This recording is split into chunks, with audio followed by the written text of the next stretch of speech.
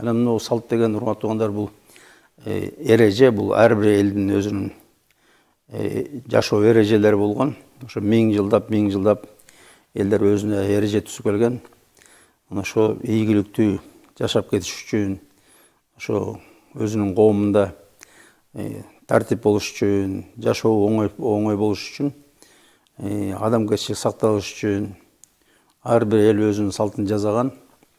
Ошо миң жылдап келген. Анан ошо мына дин келгенде диндин таасири да чоң болуп, анан элдер ошо өзүнүн салттарын ошо динге ылайыктап алышкан да.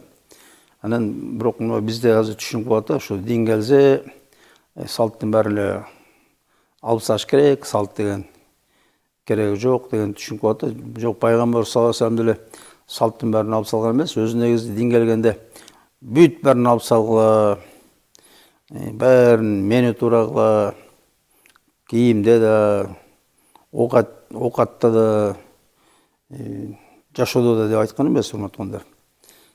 Мисалы, пайгамбар саллаллаху алейхи вассалам негизги эң чоң эле эрежелерин көргөзгөн.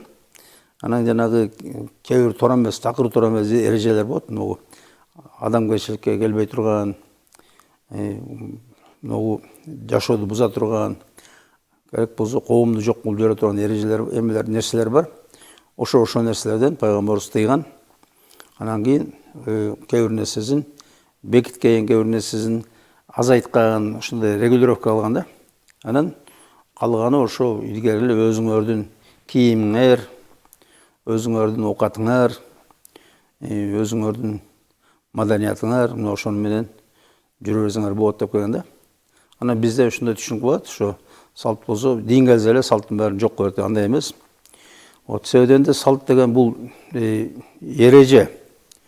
Ушул эрежеде кантип жашаш керек, кантип аткарыш керек, кантип өткөрүш керек, мисалы мына тойду кантип өткөрүш керек, кудайга кантип түшүш керек, кантип үйлөнүш керек, кантип ошо тууганды конокторду тосуш керек. Ушунун баары салт болуп, эреже болуп келген да. Ошо кантип майрамдаш керек,